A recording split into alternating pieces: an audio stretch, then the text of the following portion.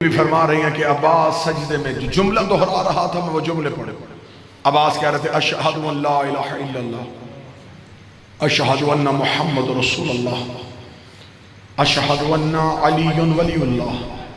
اگلی سطر سننا جو غازی کے نوکر بیٹھے بی بی کہتی عباس نے دنیا میں آتے کہا اشہد ان حسین و امامی، میں گواہی دیتا ہوں حسین میرا امام ہے. علی نے مانگا تھا بیٹیوں کے پردے کی خاطر،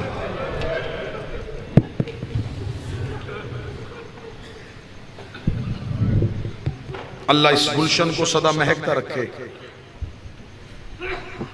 شہزادی اس صحن کو کبھی کسی بد نظر کی نظر نہ لگے، یہ گلشن سدا ایسے ہی مہکتا رہے، غازی کے علم کے سائے میں رہو. آج ہماری بہنوں بیٹیوں کو کوئی مصیبت آئے وہ سیدھی علم عباس پہ جاتی ہیں، رو کے کہتی ہیں غازی میرا بھائی مصیبت میں ہے. اس بہن کو کیا تسلی ہوتی ہے، میں رو کے کہوں گی عباس مان جائے گا. سر پہ قرآن رکھ کے بتاؤ ہماری بہنوں کو عباس پہ اتنا مان ہے، عباس کی اپنی بہنوں کو عباس پہ اتنا مان. آقا زادی تمہاری ہائے قبول کرے، محمد کی بیٹیاں تمہارا رونا قبول کرے. 2 سطریں پڑھوں گا مصیبت کی، شہنشاہ کے علم کی برآمدگی ہے. جتنے غازی کے نوکر بیٹھے ہو میں نے آپ کے سامنے فضائل پڑھے بی بی ام البنین کے. کتابیں کہتی ہیں جب یہ آئی ہے نا سیدوں کے دروازے پہ، اس بی بی نے پاؤں نہیں رکھا، پیشانی رکھی. علی کی بیٹیاں حجرے میں عبادت میں مصروف تھی، پتہ چل گیا کہ ماں آ رہی ہے. میری آقا زادیاں حجرے سے اٹھی تو بی بی ام البنین حجرے میں داخل ہو گئی، رو کے ہاتھ باندھ کے دی شہزادیوں ماں بن کے نہیں کنیز بن کے.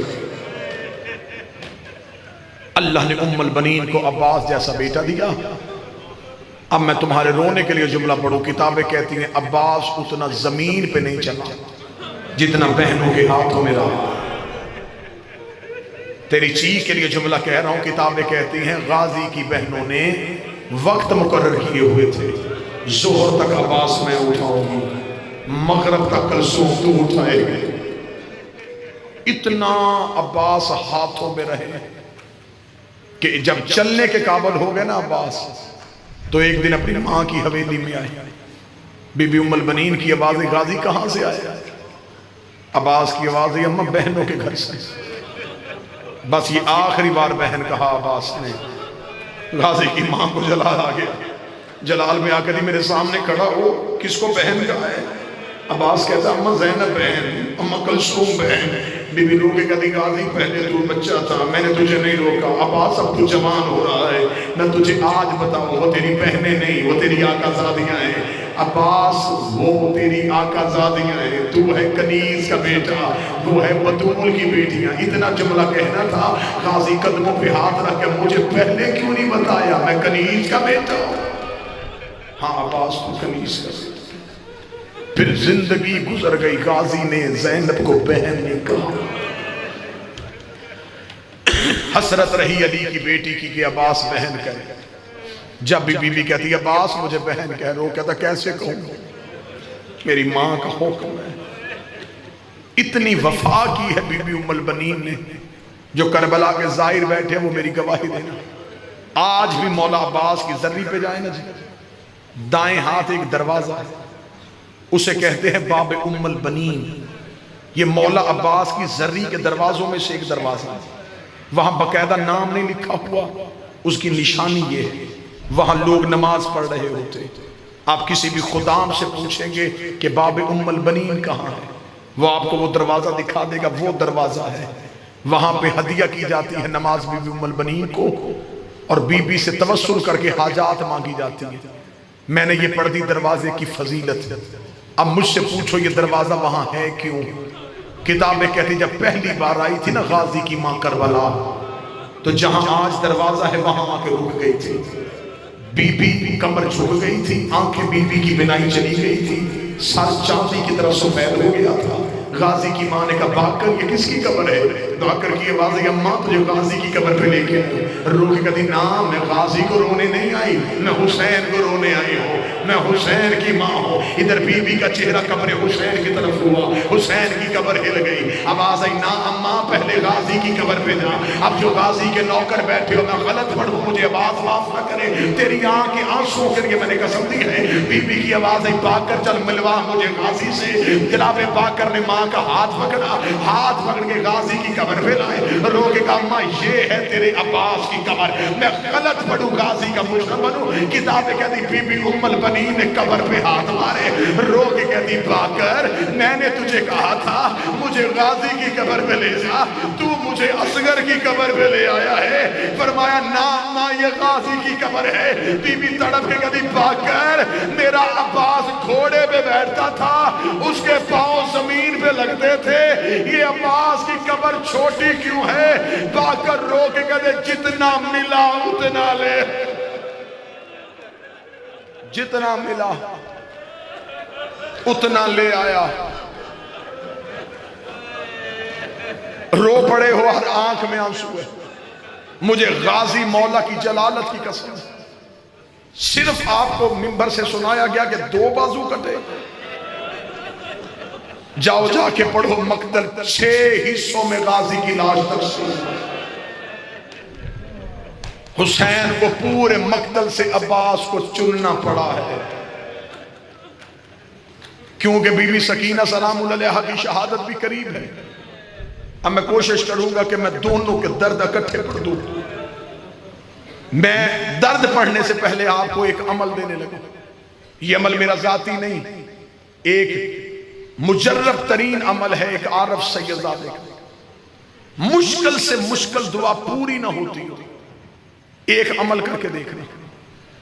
بیٹیاں لے کے علم پہ جانا, خود پیچھے کھڑے ہو جانا, بیٹیاں علم پہ بھیجنا. دور کھڑے ہو کے کہنا غازی میں بیٹی سفارش بنا کے لایا, مولا بیٹیاں تو قاتل بھی خالی نہیں بھیجتے. غازی یہ تیرا دیا ہوا طریقہ ہے. تجھے بھی جب حسین اجازت نہیں دے رہا تھا تو بھی سکینہ کو سفارش بنا کے لے کے گیا تھا. عباس تجھے تیری سفارش کا واسطہ, غازی میری سفارش قبول کر لینا. تیرے علم چھوڑنے سے پہلے عباس تیری حاجتیں پوری کر دے گا. سکینہ کو لے کے جب پہلی بار حسین کے سامنے گئے تھے, حسین روکے گا سکینہ کیوں بھیج رہی ہے؟ فرمائے اصغر کا پانی چاہیے. فرمائے اصغر تیرا کیا لگتا ہے؟ بابا میرا بھائی لگتا ہے. حسین روکے دے تیرے بھائی کی عمر کتنی ہے؟ فرمایا 6 ماہ. فرمایا غازی کی عمر کتنی ہے؟ فرمایا 32 سال. حسین رو کے دے فیصلہ خود کرنا, ایسا نہ ہو نہ تیرا 6 ماہ کا بچے نہ میرا 32 سال کا.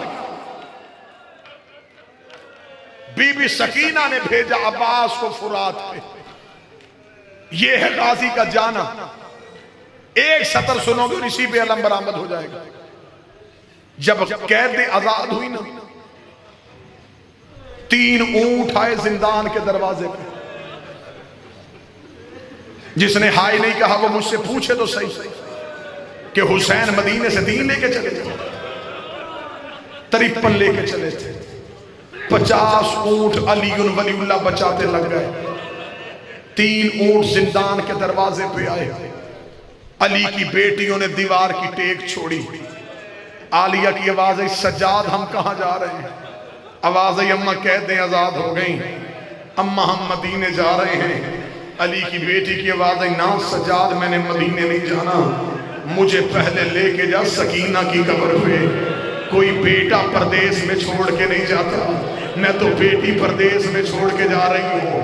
جتنے سید بیٹھے ہو مجھے جملہ معاف کر دینا, زیادہ سے زیادہ میں 1.5 نہیں تو 2 منٹ پڑھ کے منبر چھوڑنے لگا ہوں. جتنے سید بیٹھے ہو نادم کر دینا. بی بی رو کے کہتی سجاد پہلے مجھے اس کی قبر پہ لے کے جا جو روز رسیاں چوم کے پوچھتی تھی کہ پرندے تو گھروں کو جاتے ہیں, کبھی ہم بھی مدینے جائیں گے.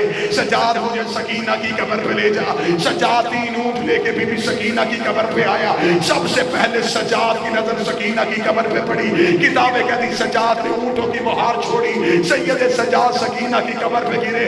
رو کے کہتے بھائی بن کے نہیں, امام بن کے شکریہ ادا کرنے آیا ہوں.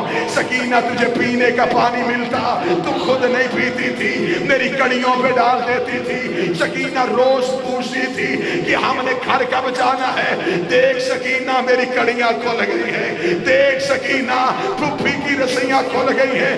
ادھر سے بی بی زینب کی آواز آئی, کلثوم سجاد کو اٹھا, کہیں بہن کی قبر پہ بھائی مر نہ جائے. بی بی کلثوم نے سجاد کو اٹھایا.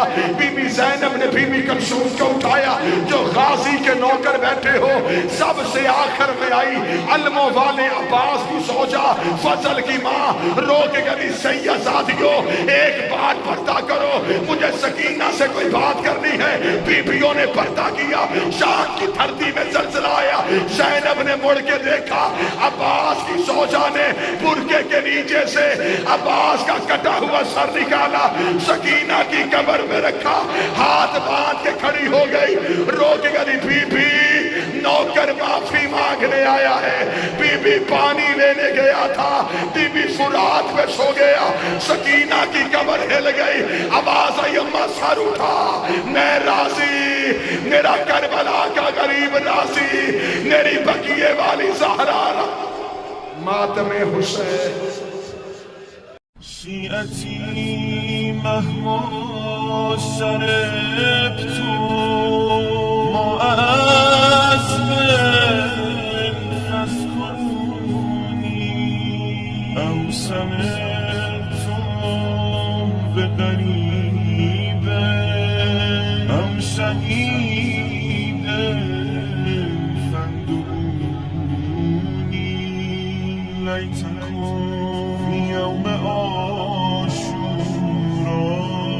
جميعا تنظروني